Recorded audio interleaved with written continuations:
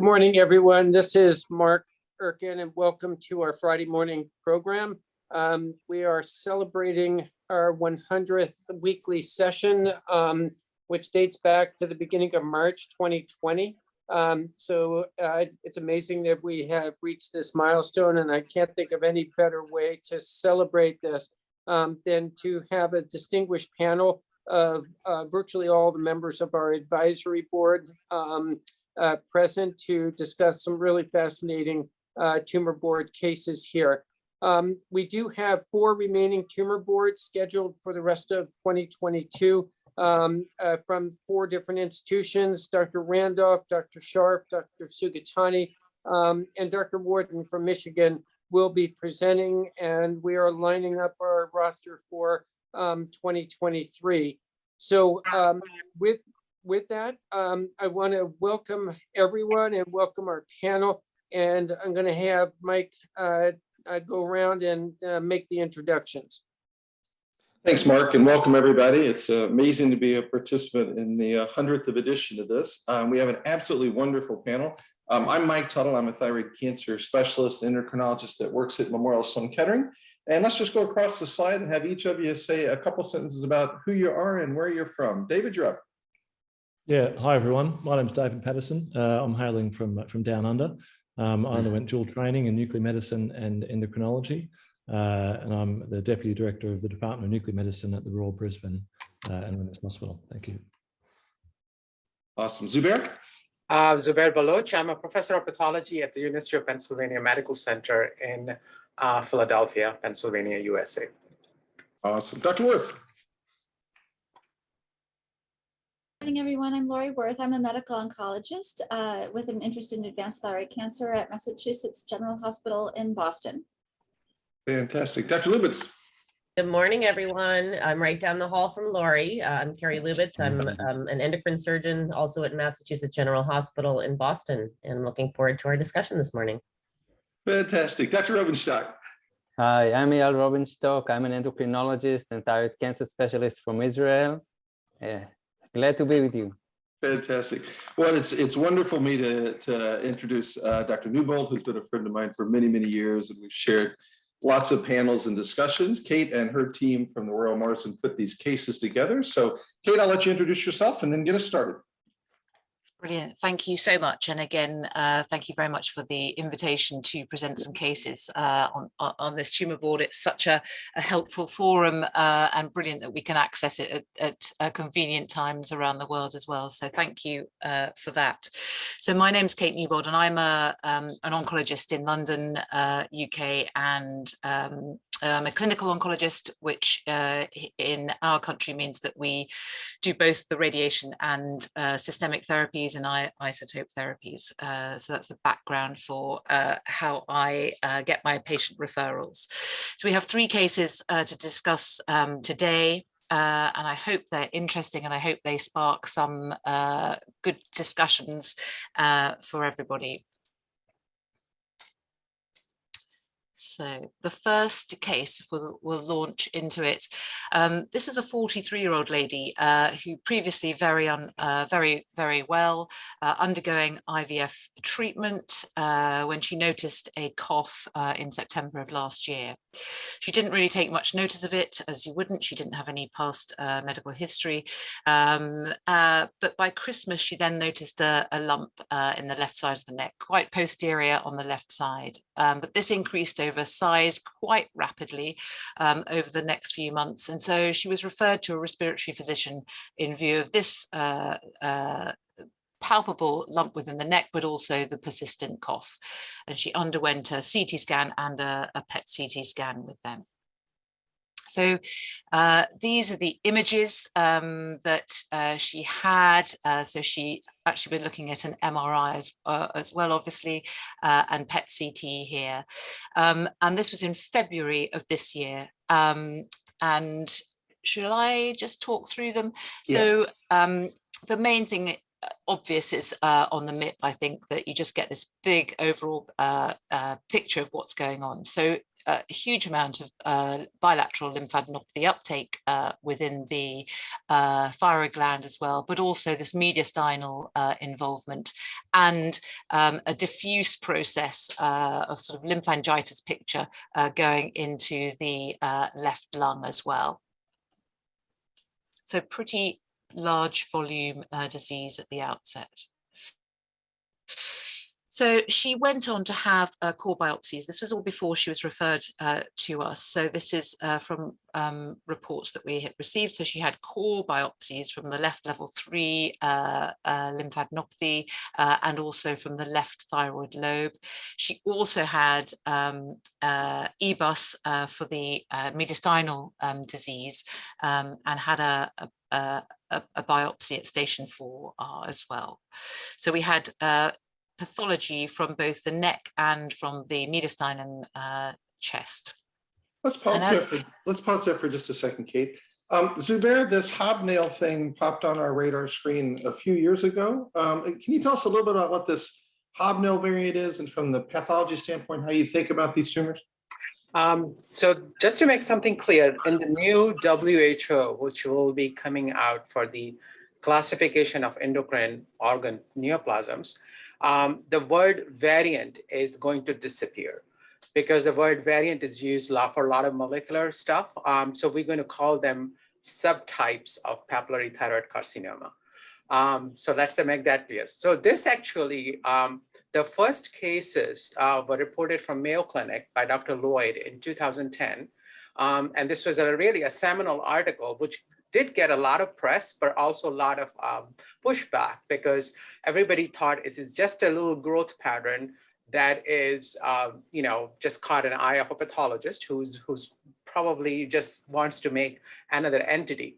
But what we also realized that when the tumor has these small structures, and it almost looks like a tiny flowers with a lot of petals. If you can consider, thinking of in a layman terms, and if you do not do pathology every day, we have recognized these type of structures in other organ systems, like in urinary bladder, which have these micropapillary type carcinomas, and ovary, and even in the breast and lung. And what we recognize that when these tumors have these small papillary structures, they tend to be more aggressive because you can just imagine mechanically they can easily snip off, can go into the lymph nodes and blood vessels. And this tumor, when it was described, some of these cases were already associated with other aggressive subtypes, like tall cell subtype is the most common where you see these tumors.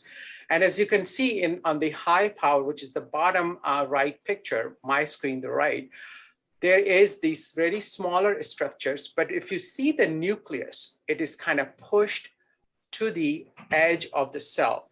And that what is known as the hobnail appearance. And as you know, if what is hobnail is, if you go back into the Western times, you can see how the nails were, or sometimes what the cowboys kind of wear on their boots. And that's what comes out, the term comes out from. So what we see these tumors that they can have multiple molecular alterations, which will be talked later in there. They tend to have increased lymph node metastases, recurrences. Now you make the diagnosis, you call something all hobnail subtype of papillary carcinoma when 30% or greater of the tumor mass that is examined on the slide shows hobnail features. And these tumors can be a little bit cystic also sometimes, but they are, what I have seen mostly, that they are very much associated with other aggressive subtypes. So you can have a mixture. You can have a classic variant as a nidus, you have a tall cell, and then you have a hobnail. And lymphatic spread or angioinvasion, you can very easily, and even perineural invasion, you can easily see in these tumors. But they are thyroglobulin positive, they are TTF1 positive, and they are also Paxate positive, which we use markers to confirm the follicular derivation. Fantastic. And in the new WHO, hobnail is going to be its own subtype, and it'll be clearly defined. It is, yeah. Yes. Okay, awesome. Okay, so we're a little worried about this, not only from the PET scan to begin with, but from this pathology. All right, Kate, tell us some more about the story.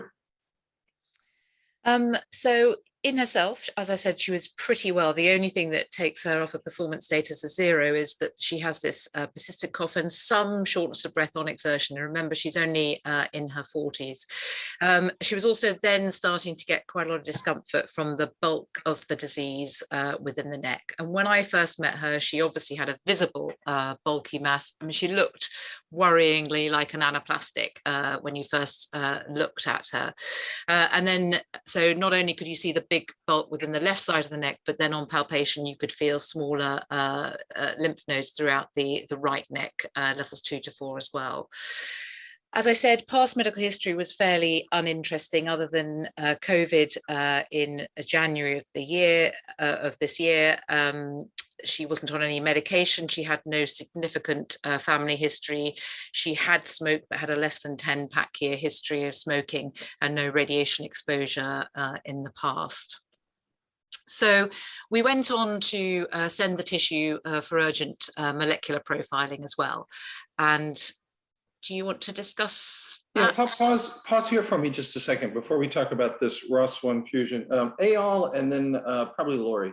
What are the cases that we should be thinking about first as an endocrinologist and then as an oncologist, where we should do this fancy molecular testing? We've all seen people that have big lymph nodes in the test. Eyal, where do you draw that line to say, in the perfect world, if you could, if this was all paid for everybody, when would you be thinking about doing this fancy sort of somatic molecular testing? So first, it's really important to state that this is a paradigm shift, at least for endocrinologists.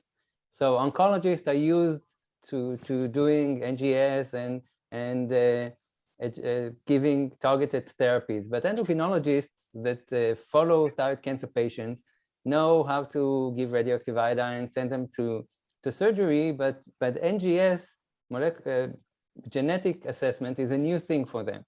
So when we see someone with an aggressive disease, metastatic disease, that we can envision that in the near future would need systemic therapy, either for a neck disease that is progressing, or distant metastasis, or this case, which is obviously an aggressive disease, that's the time to send a tissue for NGS. And it's important for endocrinologists to send it on time, not to wait until like we waited for lenvatinib. Today, we have better options. So Lori, let me ask you, a lot of these are going to start with the surgeons, they're going to start with the endocrinologists, and then eventually get to you. Where in that pathway, and which patients do you think we should really be thinking about upfront molecular testing that's going to make a difference upfront as opposed to 5 years from now? I think that there's an increasing role for thinking about biomarker testing up front. Clearly, for a patient like this, it's a no-brainer.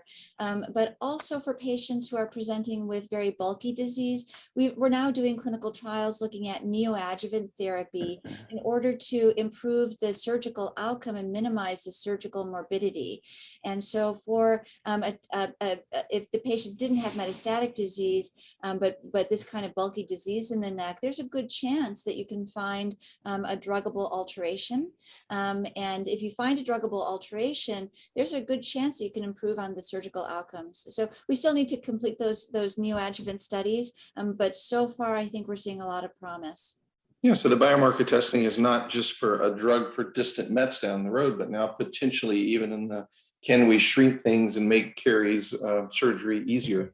We'll come to that in just a minute. Let's talk about this specific mutation, Kate, because this is a little bit of an unusual one. So tell us about this specific mutation. Yeah, so just to add to Lori's comments there, I mean, we don't have neoadjuvant therapies funded here. So it was a little bit of a, well, because of this particular case, because it's behaving badly, I sent the molecular at the same time as I sent the review of pathology, just in case this was anaplastic, where we do have the opportunity of giving some targeted therapies. But also, I think we do have the opportunity to put a case forward for individual cases. So that's one of the reasons for sending for molecular. So this fusion, yes, so this is the first ROS1 fusion that I've come across within my thyroid practice. And this particular fusion is more commonly seen in gliomas, I think, and also, well, we see them in non-small cell lung cancers as well. And although even in non-small cell lung, it's still only 1 to 2% that have a ROS1 fusion.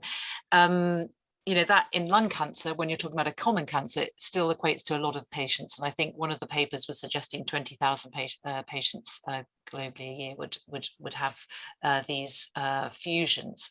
So not so uncommon to our lung colleagues. But in thyroid, I think Lori and Lori's group published a patient with a fusion such as this, but there's very little else within the literature, certainly when I looked when this lady was first diagnosed.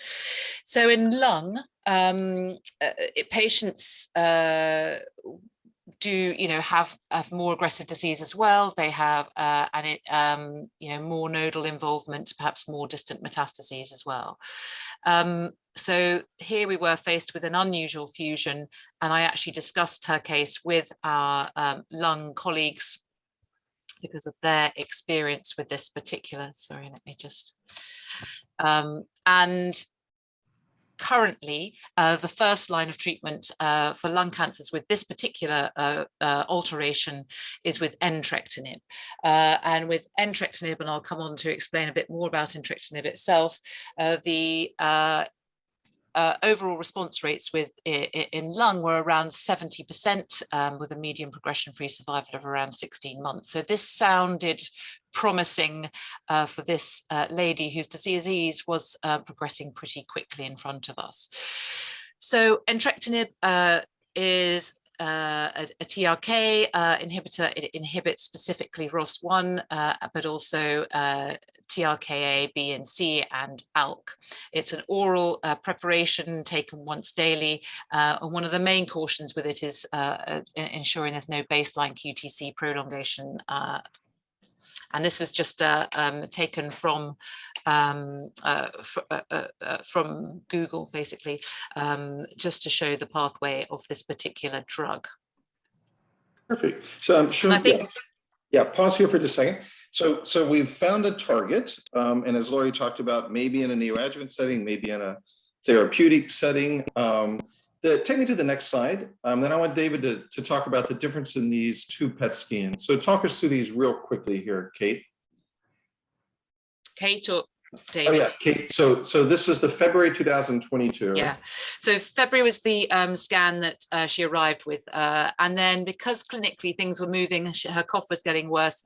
I obviously did a new baseline before starting systemic therapy, and I also did a brain just to make sure there was no disease there. So the MRI of the brain was negative, but the repeat PET-CT scan did show some degree of progression even within that 4 weeks, with a new lesion commented in the ninth rib, although maybe we might have seen it looking retrospectively.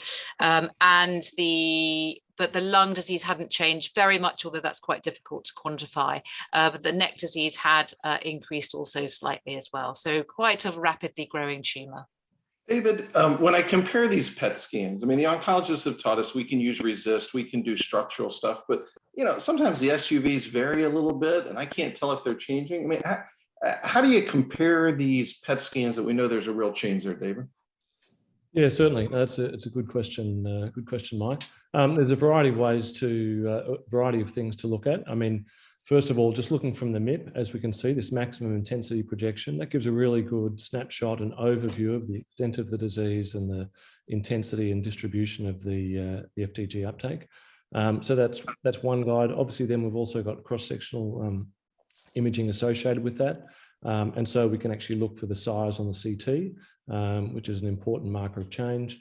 But then particularly with the PET characteristics, there's the SUV max, which, as you pointed out, there is some variability based on things like blood sugar level and also uptake time and other variables. So we tend to think if there's more than, certainly more than a 20 or 30% increase, that's definitely significant on the FDG. There's other different markers we can look at, not just SUV max alone. We can look at things like glycolytic volume, so more of a volumetric analysis as well. But in this case, the snapshot certainly looks worse, and the key finding is actually finding new lesions as identified, rather than just sort of minor changes in avidity. Perfect. Kate, I want to get to the decision about the thyroid surgery. So show the next slide really quickly, and then let's get to the CT scans and get Carrie on here to see what we should do. So the reason for putting in the cardiology slide was just to say that within the first 6 weeks of being on the Entrectinib, she did, fit 40-odd-year-old lady, did have a change in her basic cardiology. And that was just because that might help us decide whether we're going to keep her on this drug for a prolonged period of time or whether we should be thinking of other options.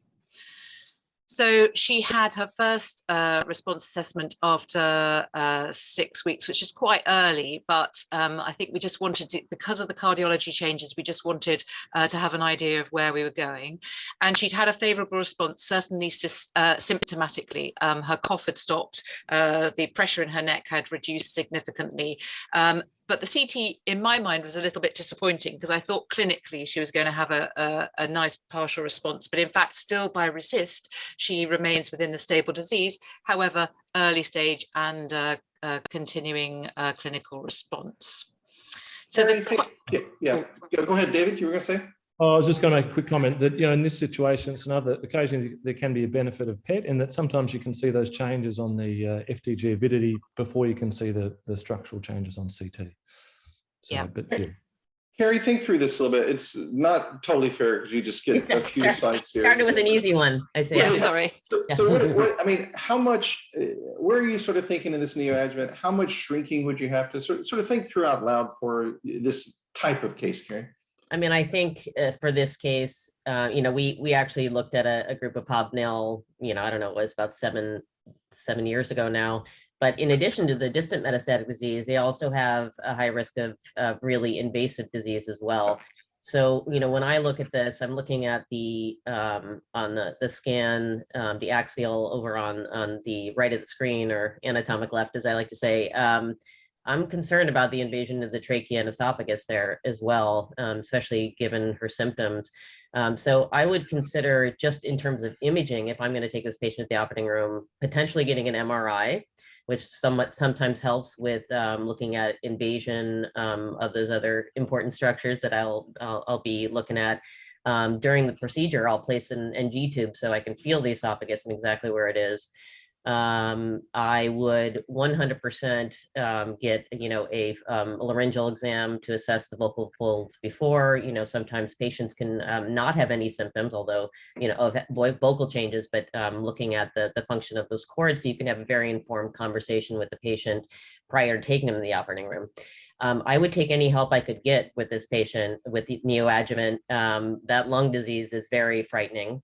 You're in there, and where do you cut off your levels? Normally with a modified radical neck dissection, we take levels 2, 3, 4, and 5, and then 6 is obviously around the trachea.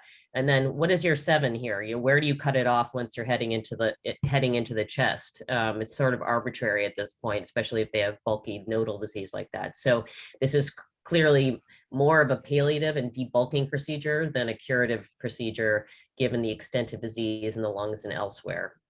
I'm not sure I answered the question, but this would be let's buckle down, the only case for the day, total thyroidectomy, bilateral central, bilateral modified radical neck dissection, if all goes well. Eyal, let me ask you, as they're sort of thinking about surgery, because sometimes it comes up, we're going to take out half, we're going to take out whole. First comments about radioactive iodine, and then Lori, finish the case for me with sort of your thoughts about where we are in general, in terms of some learning points from this. Eyal, the radioactive iodine possibility? Okay, so this is still a differentiated thyroid cancer, so we need to think about radioactive iodine. On the other hand, it's an aggressive disease. We see this uptake on the PET scan, so the chances of significant response is extremely low. If we could do a thyroidectomy, give radioactive iodine, get whatever we can from that, we would, but we wouldn't risk the patient doing a massive surgery just for that, because the chances are really low that she's going to respond. Yeah. Lori, finish this up for us and sort of summarize here and give us some final thoughts here. But let me just make one more comment about the radioactive iodine. So ROS1, like the other fusions, Entrec fusions and RET fusions, does upregulate the MAP kinase pathway.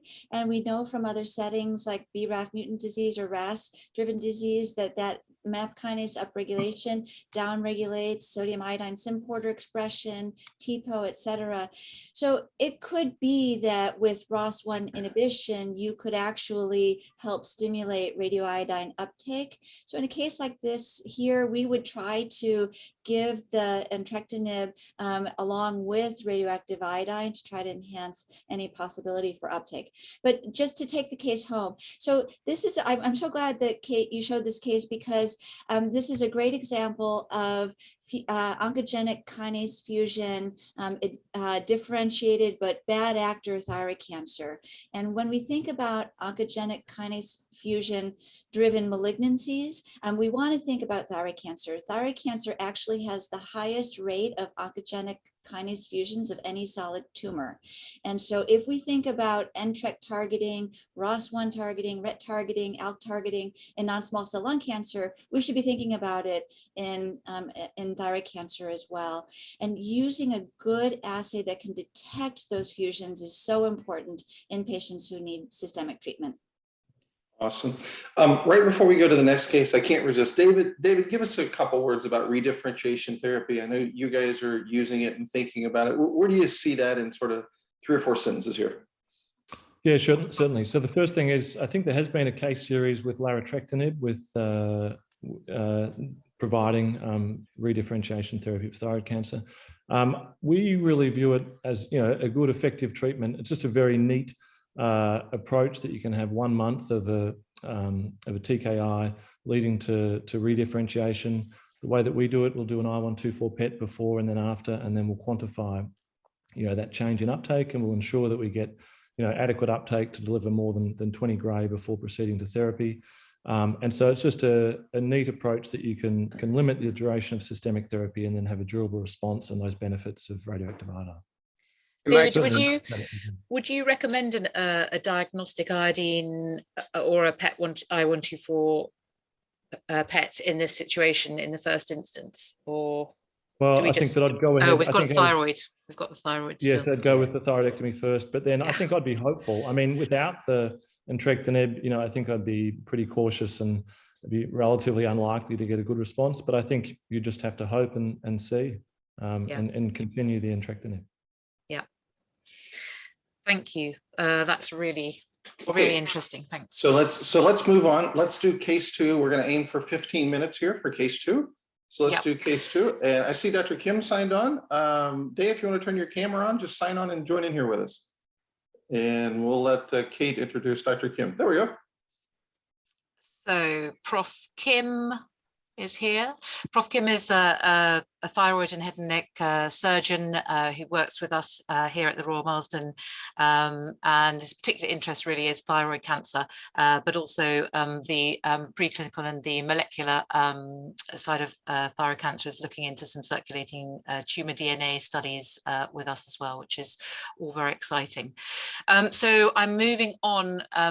Thank you for joining today. I'm moving on now to our second case. This is a 64-year-old lady who presented back in April 2019, which is important because at that period we did have limited treatment options, and I'll talk about that in a moment. But she presented with a rapidly enlarging left neck mass, associated pain radiating from the left neck posteriorly to her to occiput, and she also had some dysphagia to solids, but no symptoms specifically of aspiration. She'd previously been diagnosed with a benign thyroid mass 2 years prior to this, and this was the appearance clinically.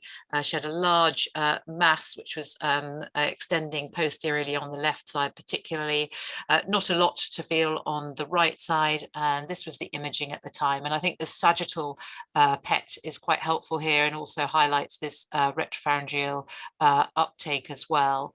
You can see she had a lot of deviation of the airway to the contralateral side, but also had contralateral lymphadenopathy as well. She had a core biopsy, which was confirmed as the clinical picture suggested of anaplastic thyroid cancer. Unfortunately, no areas on the biopsy of differentiated thyroid cancer. We sent her tissue for molecular pathology at that time. It was slow, but we did get a result eventually which showed us that she had a BRAF V600E mutation present. She was staged clinically as a T1B, N1B with no distant disease, so stage 4B anaplastic thyroid.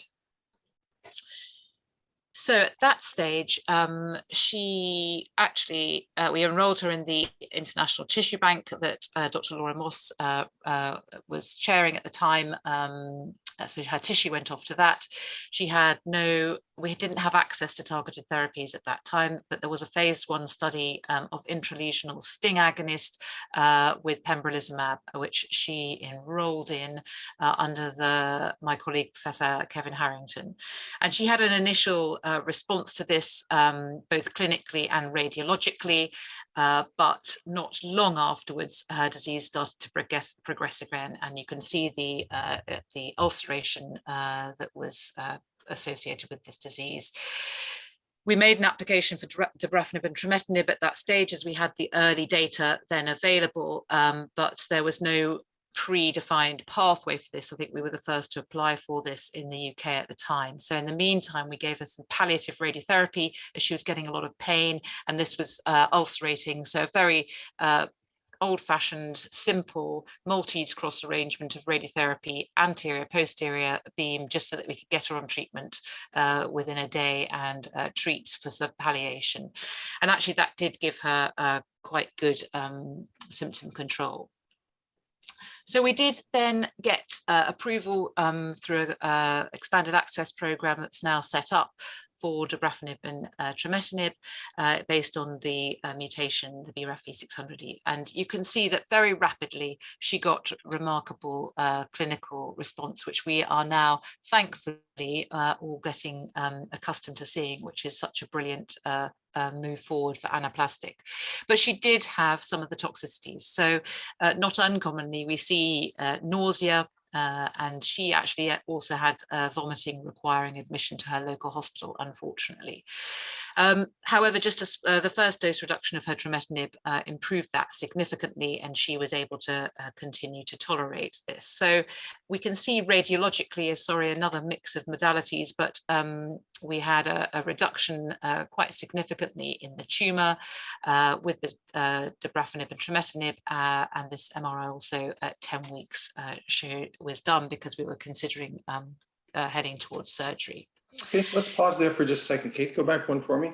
Lori, this dabrafenib trametinib thing has really been on our radar screen the last 2 or 3 years, and we've seen some really remarkable responses. Now that more have been done, do you get a feel for like how many of them get this dramatic response and kind of what duration this response is now? I know there's not a ton of data, but anecdotally, what are you sort of feeling about that right now? So I originally was skeptical of the data from that small group of 15 patients from the dabrafenib trametinib basket trial. But as these patients do trickle into clinic and we get more and more experience, I've actually had several patients have incredible responses to dabrafenib and trametinib, quite durable responses. So I think that there is, real activity. And then there was an updated publication with a number of more patients that were treated in the study that again showed very high response rates for anaplastic thyroid cancer with good durability as well. It's important though to note that not everybody achieves responses, and sometimes you can see a response but have it be very short-lived. And I don't think that we really quite understand what the mechanism of resistance is yet in these patients. And Kate, your experience, have you had many with on dab-tram? Nobody's had a ton, but that same sort of feel that Lori has there? Yes, so within the expanded access in the UK, I think we've had approaching 30 patients now. And in fact, we're just publishing the outcomes for UK-wide for the first 18 patients. And the results are not as good as the single center publication but they're still, they're still pretty good. And my personal experience has been very impressive results, although I have had a primary resistance. And as Lori says, it's not the complete answer. Unfortunately, not all of our anaplastics have this mutation, and so we've still got a lot of work to do with the BRAF wild type tumors as well. But yes, our experience has been generally positive and generally well tolerated, but most patients I have need a dose reduction quite often due to nausea, and we'll talk about another toxicity with this lady. Okay, so let's go ahead and talk about the toxicities, and then we'll pause next when it comes to the surgical decision making.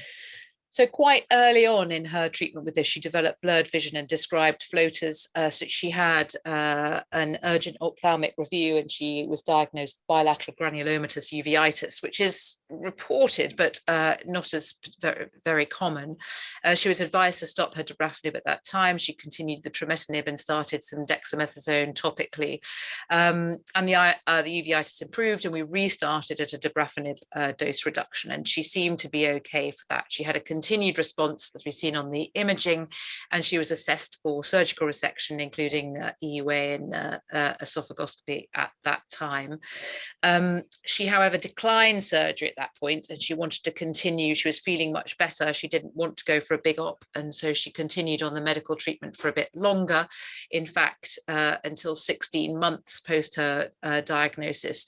And at that stage, we did opt to go for surgery. And Day, I don't know if you're able to or wish to chip in at this point to discuss the surgical approach. Should I do that now, Mike, or do you want to? Yeah, go ahead. I was going to ask you, Dave. So tell us sort of the way you think about, when is it time for you to do your surgery, and then interesting for us non-surgeons, what do you actually find when you get in there? Yeah, so I think that's a key question, and it'd be great to learn from other surgeons and other units. It's the timing. How long can you take the drug off for, because it often has angiogenic properties. It's individual. It's for that patient. What are we trying to achieve for each drug? What is the window period? How are they responding? All those things I think factor in. So I think for myself, I'm there to offer Kate support, knowing that these patients will develop resistance, and it may be too late then, to try and agree when a reasonable time to intervene with surgery, if we both feel that that has a role, both either temporarily for salvage reasons locally, or possibly to provide more long-term progression-free survival. So that's what we're always thinking, and therefore there's no exact timings. So for this lady, we had numerous discussions, but so when I assess this patient, I'm thinking, what problem will I cause? Will I be able to excise most of this tumor? Can I actually provide some material benefit for this patient, and therefore give Kate a reasonable chance for other treatments or continue the treatments and get more robust results? And when I examined this patient, everything was rock hard. She's had radiotherapy, she's had everything, she's had injectables, and so it was challenging. But at the same time, we saw a fantastic response. So it was really radiologically made the decision for this patient. So when I looked at it, I thought, look, this is really doable now. And so we did the esophagoscopy. I was convinced that there was no gross invasion of the esophagus. Although having said that, we did consent her for reconstruction. We consented her for pec major because we had to take some of the skin. Really didn't know what we were expecting, but we went in there, and as expected, it was very much easier than normal. Everything stuck down. So we started from first principles about preserving the carotid artery. We had to take the vagus because it was, it's part of the tumor, but she had a left vocal cord palsy anyway. We managed to save the esophagus. We did a myomectomy, but we preserved the mucosa. We left an NG tube just in case, but she didn't have any perforation issues. And so it was a learning case. It was a challenging case, but she didn't need a pec major reconstruction. We closed primarily, and she did very well. So we don't have much experience, but we're building that with one or two other patients. So I don't know if that gives you some insight, but it was certainly challenging. It does. And there was a question in the chat. Lori, maybe you can take this one. Out of everybody that gets sort of down the neoadjuvant therapy pathway of all of these target agents, I mean, how many of them really get surgery? I know we don't have an exact number, but what's your gut on that right now? Oh, we definitely don't have any data yet from the studies that have been done. But anecdotally, I can say that, we're using therapies that have very high response rates, in the range of 65%. And those response rates really do translate, I think, into a better opportunity to do resection. So we're so far with our clinical trials that are underway, we're fairly pleased with what we're seeing. Good. Dr. Lubitz? Yeah, I just want to make one further comment. I agree with Dr. Kim's approach at minimizing harm when, you're not going to completely entirely, this is not going to be an R0 resection, and you just want to be careful about and involve the patient. The one thing actually, Dr. Wirth and I had a patient that after this treatment where the tumor sort of melts away, you actually have to be concerned about the absence of tumor. If you remember, Lori, we had a patient who had a tracheal, basically a hole in the trachea from the absence of the tumor or the treatment of the tumor. So that's something also to consider, that the wall of the trachea and other surrounding structures may be weakened by the actual treatment itself. So consideration of a tracheostomy in certain cases is something we need to think about. That's great. Kate, show me the next, yep, where was that? Yep. Mike, yeah, quick question for Carrie and Dr. Kim. Does frozen section play any role intraoperatively during these delayed resections here? And sorry, go ahead, Dr. Kim. Sorry. So as in this case, sometimes when you reset this tumor, actually you don't find any anaplastic, and you find the differential component it may have developed.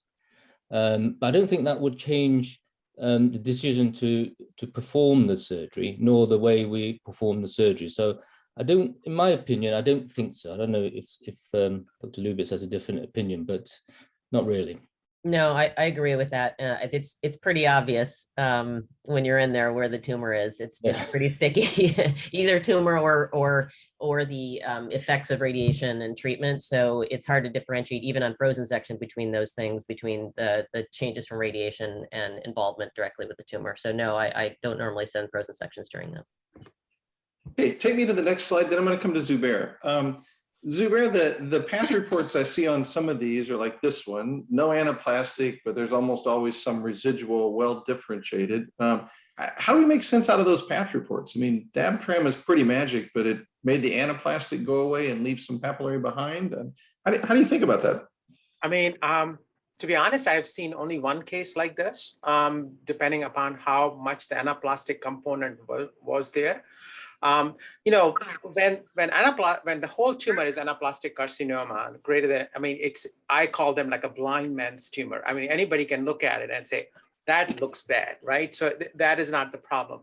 The problem is to really look at the cases where the anaplastic is only present at the invasive edge, or there are cases of this small anaplastic carcinomas arising de novo in the background of multinodular goiter. And that's when really the problem starts.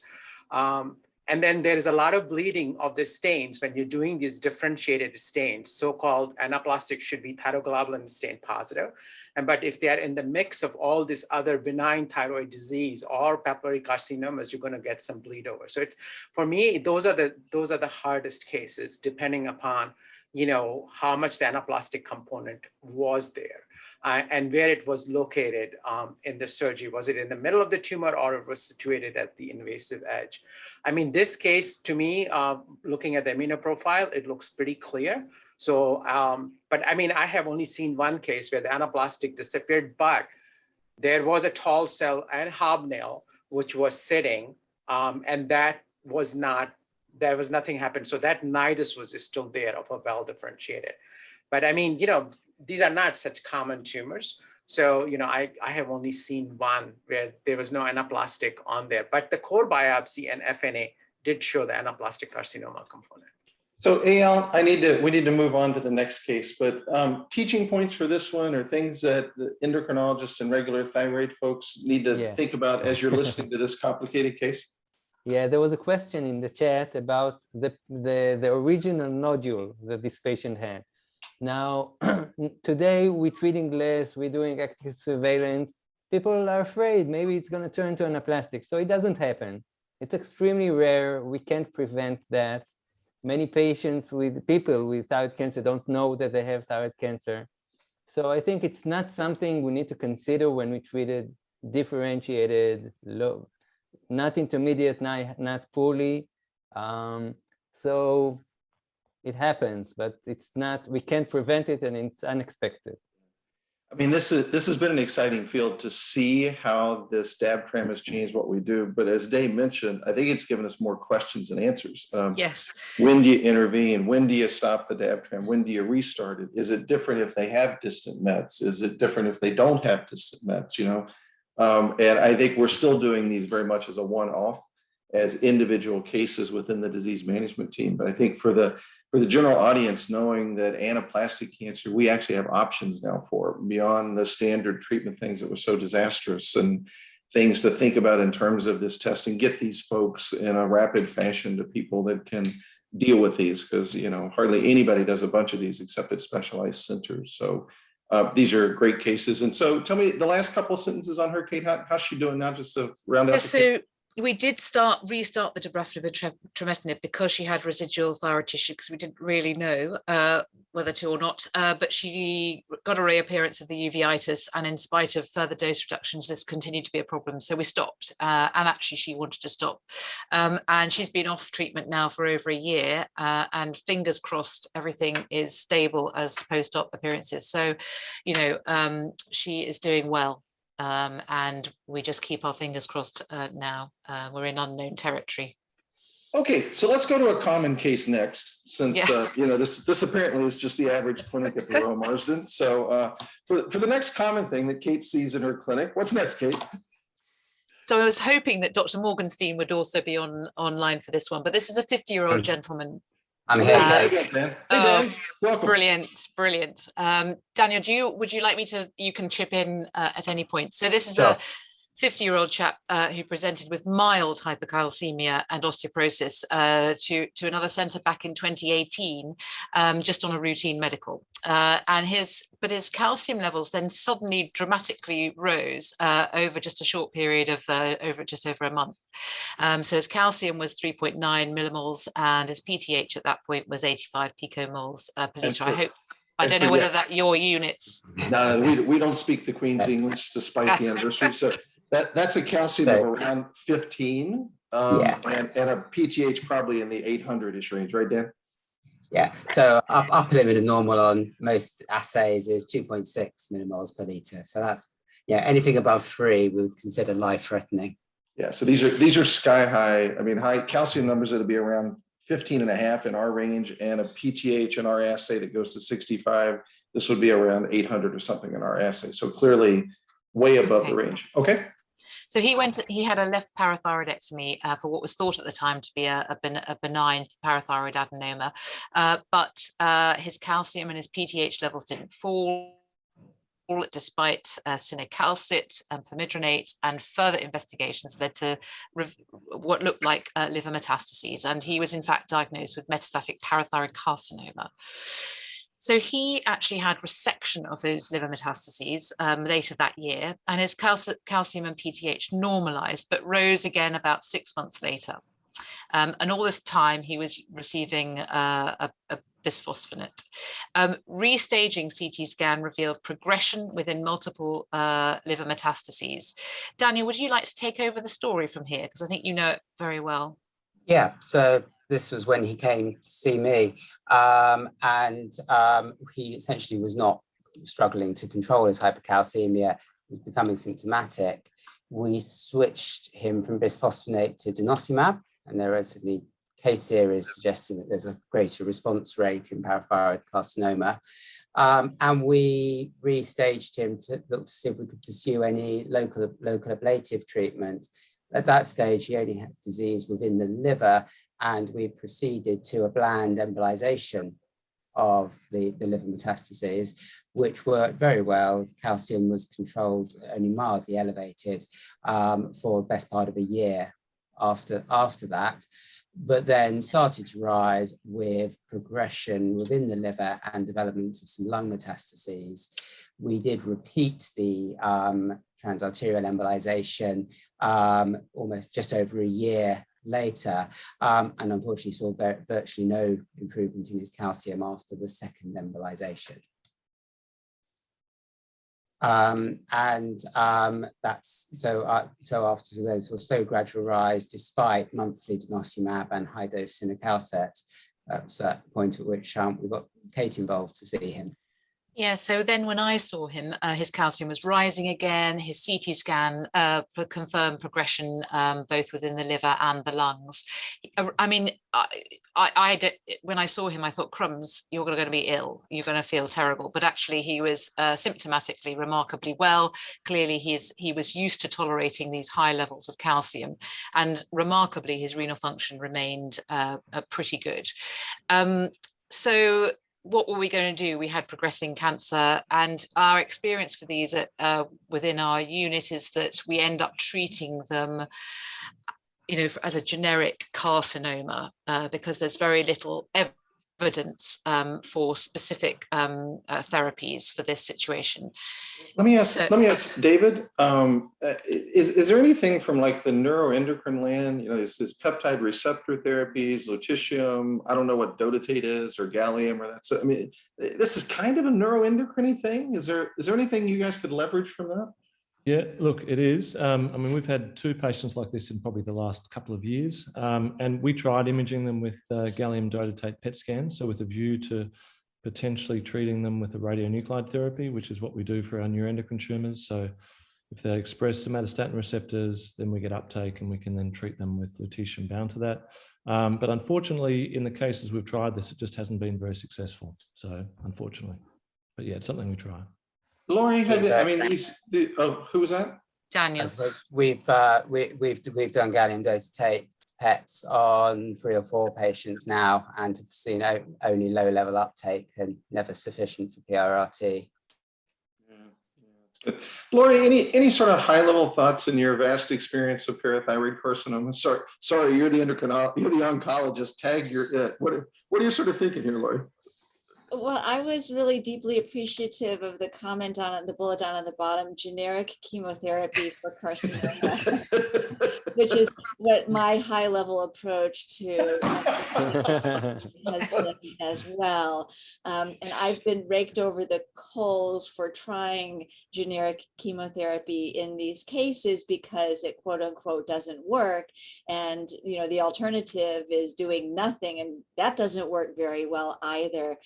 So it's perfectly fine in the world of oncology when you're treating a rare disease that you extrapolate from other cancers and use your best judgment to try to do something to help a patient.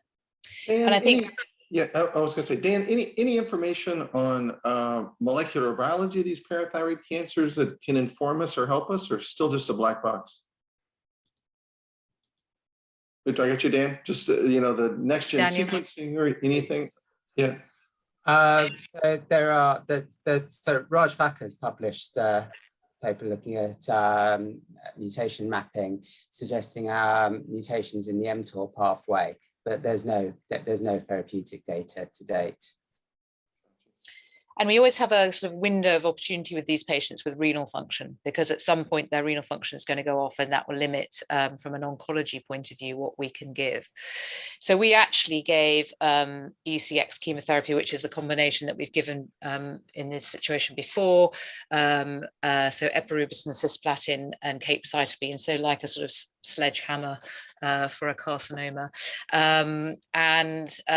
He showed it sort of stabilized his disease for a period of time, and his calcium came down below 3 on our measurements, and he proceeded to 6 cycles, which is the limit which we normally stop at. But actually pretty quickly after that, his disease started to progress once again in the liver, and he was referred for further liver embolization. Unfortunately, he had no significant improvement with this. He's not eligible for any phase 1 studies because of the hypercalcemia. And we did do some molecular profiling, and we identified TERT promoter mutation and a SMARCE1 variant, but nothing that we had drugs to target. So he switched to cinacalcet, went backwards and forwards with bisphosphonates and denosumab. And at the same time, we requested a PDL1 status because I read a case report about this, and his CPS came back as greater than 20. Now, there's no significant data on immunotherapy in parathyroid, but based on his fitness, he's very well. We'd exhausted our options. His calcium continued to climb. We were sort of at 3.3, 3.5 levels on our assay, so creeping up to the highest it had been. We requested permission. In the meantime, we gave some weekly paclitaxel just while we waited, and that held things a little bit, but obviously he started to get toxicity from that. And actually we then did get permission for pembrolizumab, and he started at the end of April. He's tolerating this well. His calcium has come down from around 3.5 on our assay to 2.7. And Daniel nicely summarized his levels for us at the moment. So we are in, again, unknown territory, but it's interesting, and we will see how he does with immunotherapy. But this is not something that we have lots of data on from a teaching point of view, or any data. Sorry. Dan, from just the teaching point for us regular endocrinologists that don't see this stuff, what are the flags that the once in your lifetime you're going to see a parathyroid carcinoma out of all of the hyperparathyroid you guys see? Can you help us understand what were the flags maybe in this case or other case that would make you say, hey, I need to go look for something else? So the pre-op calcium is the big clue. I mean, all the aggressive parathyroid carcinomas we've seen all had presented with pre-op calciums well above 3 millimoles per liter in SI units. They all had high calciums. They all had short histories.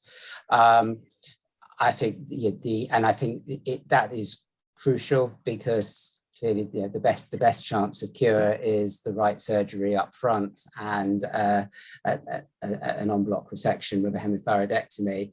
And so I think recognition of the unusual cases that present with much higher calciums than standard primary hyperparathyroidism. And then I think the other group is patients like this whose calcium does not return to normal despite appropriate upfront surgery. Yeah. Let me do Day and then Zubair. Day, anything special about a parathyroid cancer when you're doing the operation, or does it look like a parathyroid adenoma? Is there anything that's like signals you if you're in there doing the surgery? So unfortunately, most of the parathyroid cancers that I've been involved with, we diagnose afterwards. So there's nothing obvious sometimes. But if you have an indication like this, I'd like to say that we didn't operate on this. Something like this, where you have a high suspicion, then you're going in for wide local excision and doing the lobectomy and trying to clear as much as you can. And clearly, the classical teaching is that there is invasion, there is adhesion, and it just feels hard and different. But last week I had a case where I thought this must be parathyroid carcinoma, and turned out to be just adenoma, just very inflamed and very active. So it's challenging, but I think it's challenging. It's just trying to be upfront, just to be aware. Certainly very high calciums, like these cases, maybe we should be thinking more wider resection.